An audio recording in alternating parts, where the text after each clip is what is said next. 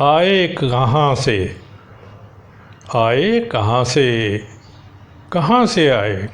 God, Allah, ईश्वर। The birth of God, Allah, ईश्वर। अधिकांश धर्म के लोग यह मानते हैं कि उनका गॉड भगवान अल्लाह है जिसने उनको पैदा किया है। कुछ धर्मों के लोग इस बात को नहीं मानते कि ऐसी कोई शख्सियत है। अब जो मानते ही नहीं कि ऐसी कोई शख्सियत होती है, वहाँ तो कोई विवाद ही नहीं उठता। लेकिन जो यह मानते हैं कि गॉड भगवान अल्लाह जैसी कोई शख्सियत होती है, वहीं यह प्रश्न भी सामने आ जाता है कि उसे बनाया किसने है। जहाँ इस शख्सियत की मान्यता है, वहाँ यह भी माना जाता है कि इसी शख्सियत ने दुनिया बनाई और सारी कुदरत उसी की रचाई हुई है। कुछ लोग यह भी मानते हैं कि जीवों का जन्म लेना और फिर मृत्यु को प्राप्त हो जाना उसी के द्वारा होता है। मगर कुछ ऐसे भी हैं जो इस बात को भी नहीं मानते। उनका मानना है कि कभी वो दिन आएगा जब मृत्यु को प्राप्त सभी जीव जिंदा हो जाएंगे।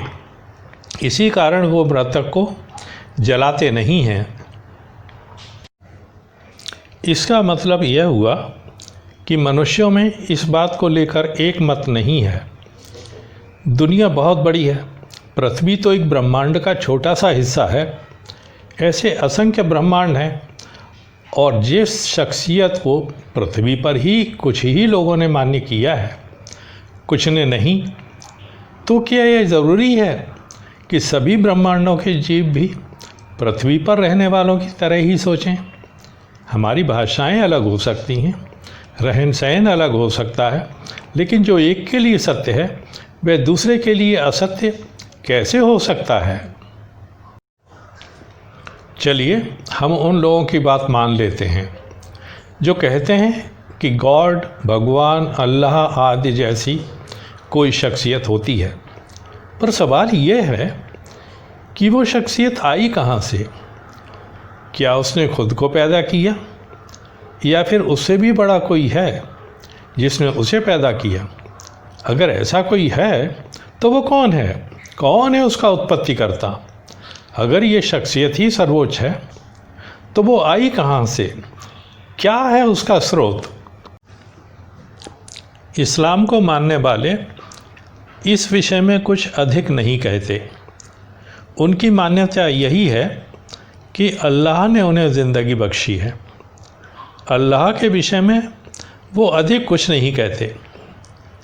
ईसाई समुदाय के लोग भी गॉड के बारे में कुछ अधिक न कहकर केवल ईसा मसीह के बारे में ही बात करते हैं। इन दोनों समुदायों को या तो अधिक जानकारी है ही नहीं या फिर विवाद से बचने के लिए बात को आगे बढ़ाते ही नहीं है। भारत में एक समुदाय यूँ तो अल्पसंख्यक ही है, लेकिन अपने आप को बहुसंख्यक बताते हुए अपने भगवान का गुणगान करता रहता है। लेकिन वो सब भी एक मत नहीं हो पाते। कोई उसकी उत्पत्ति विष्णु से बताता है, तो कोई शिव से और कोई ब्रह्मा से। कुछ तो संसार की उत्पत्ति ही ब्रह्मा से मानते हैं, लेकिन वो यह नहीं बताते कि पृथ्वी जैसे असंख्य ब्रह्मांडों की रचना फिर किसने की। यह और बात है कि इस मान्यता को मानने वाले भी ब्रह्मा को न तो महत्व देते हैं, न ही उनकी चर्चा करते हैं और न ही उपासना। सत्य क्या है, शायद समझाने वाले भी समझने का प्रयास नहीं करते। कारण है भय। सब डरे हुए हैं कि यदि उनके मन में भगवान के प्रति कोई प्रश्न खड़ा हुआ तो वह पाप का भागीदार हो जाएगा और नरक में डाल दिया जाएगा। इस समुदाय के असंख्य ग्रंथ ऐसी ही अनेकों प्रकार की भयप्रद बातों से भरे पड़े हैं। भय ही गरीबों को भगवान की ओर खींचता है।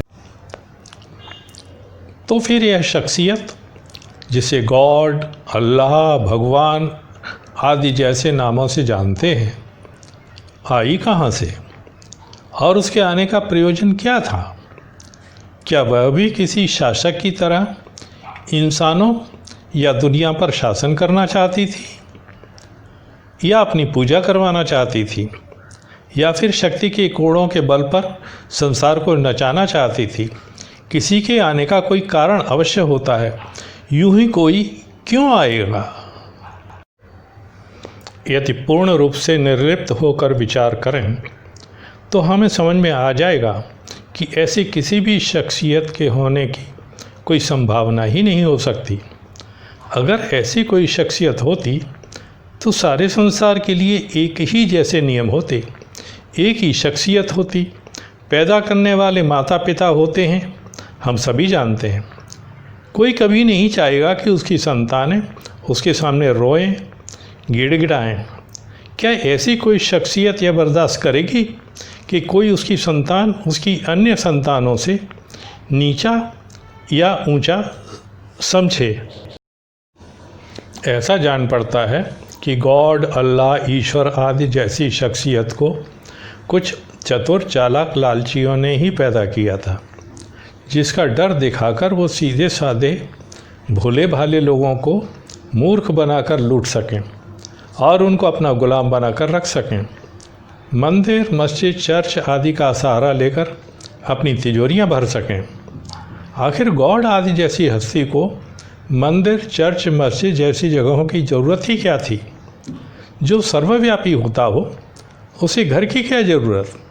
ये संस्थान लोगों को गुमराह कर डराने के अलावा ऐसा क्या करते हैं जिससे लोगों को फ़ायदा हो सके? इन संस्थानों पर कब्ज़ा जमाए मौज की छानते रहे हैं और भोले भाले लोगों के हिस्से में आते रहे हैं केवल धक्के। एक बात अच्छी तरह समझ लेनी चाहिए कि भगवान का अर्थ होता है माता पिता। माता पिता के बिना कोई भी प्राणी संसार में नहीं आता। अगर ऐसा हो सकता तो कोई करके क्यों नहीं दिखाता? आज बस इतना ही। फिर मिलेंगे किसी अन्य सवाल का जवाब खोजते हुए एक नए वीडियो के साथ।